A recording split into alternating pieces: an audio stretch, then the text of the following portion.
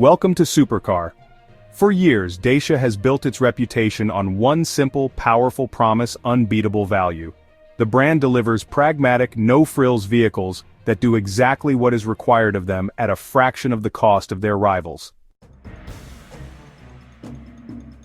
Now, with the launch of the 2025 Dacia Bigster, the company is aiming even higher.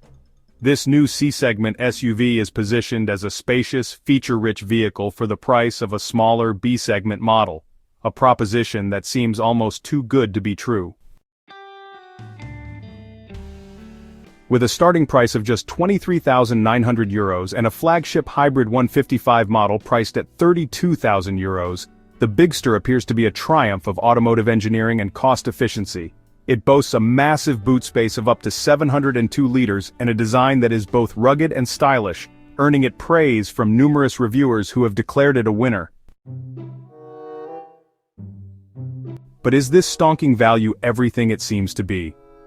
While the initial price tag is low, a detailed analysis reveals that the Bigster's affordability is built on a foundation of significant compromises and potential long-term liabilities. The low sticker price may be the reason a buyer chooses this car, but the hidden expenses, from a psychological to a purely financial perspective, are what may ultimately lead to regret.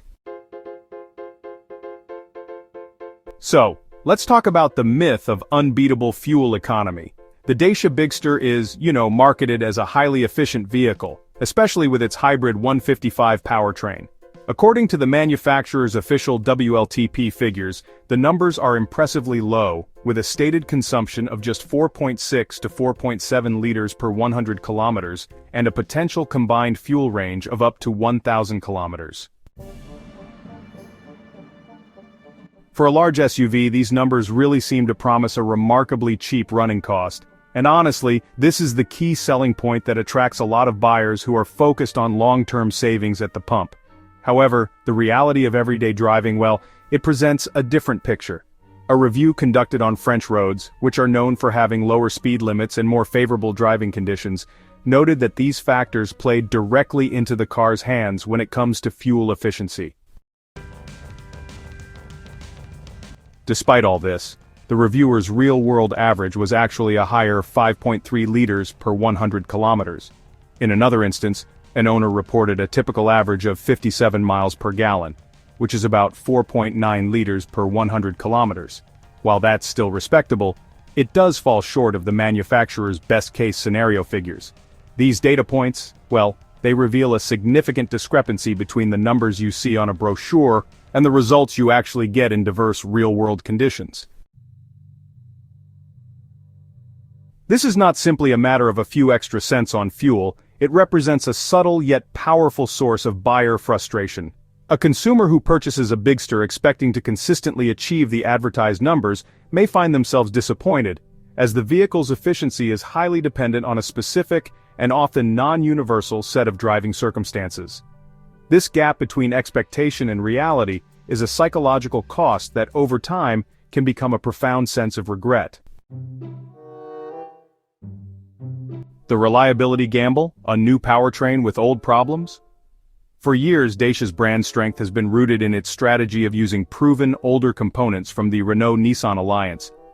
This approach ensures simplicity, reliability, and low cost.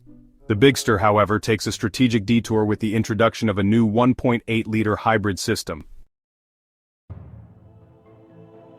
This new powertrain, described as being more complex than it sounds, represents a significant departure from the brand's established formula and introduces an element of risk.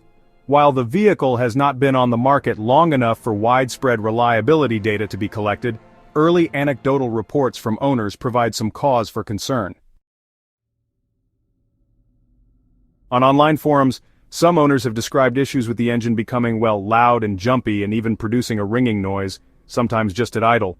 One owner even reported a fuel injector failure on a new car with only 1,000 miles on the odometer, which unfortunately led to a significant repair delay.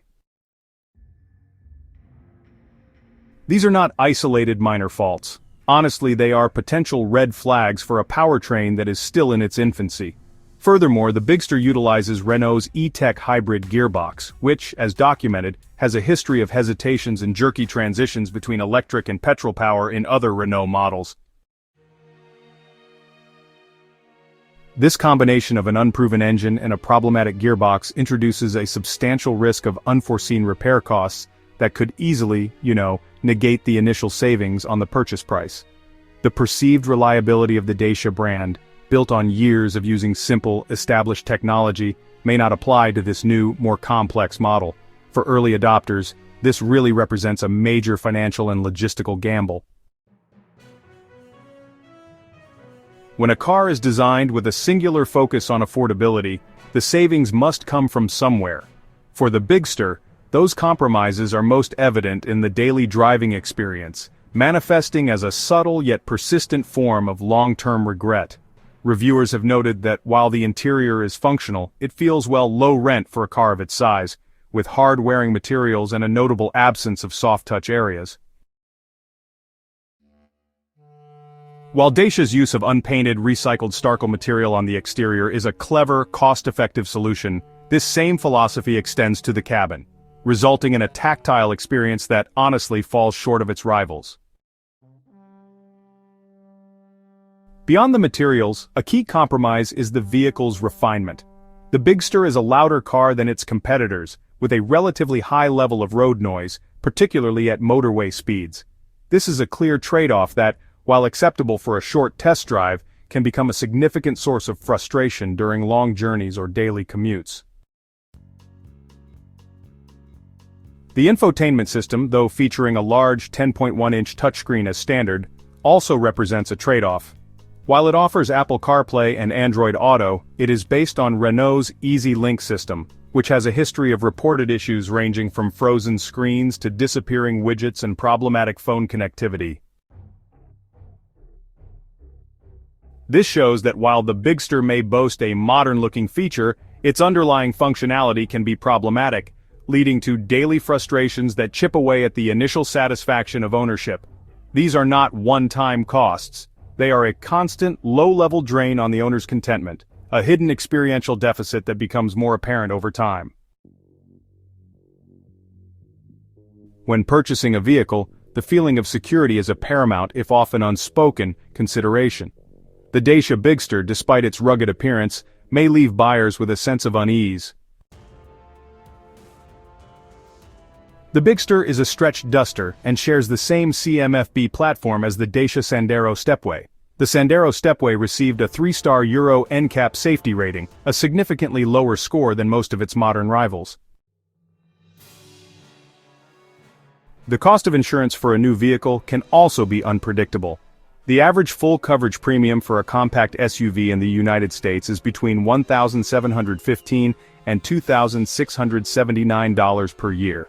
While the Bigster's lower purchase price might lead to lower premiums, its status as a new model with a new hybrid powertrain and an unconfirmed, potentially lower safety rating could make it more expensive to insure than an owner might expect. Finally, maintenance and repair costs must be factored in. Beyond the routine maintenance required of any new vehicle, such as oil changes and tire rotations, the new hybrid system introduces a key vulnerability. As a first-generation powertrain, it may be susceptible to unforeseen component failures such as the fuel injector issue previously noted. These unexpected repairs can lead to costly dealership visits and extended wait times for parts, directly contradicting the simple, low-cost ownership narrative.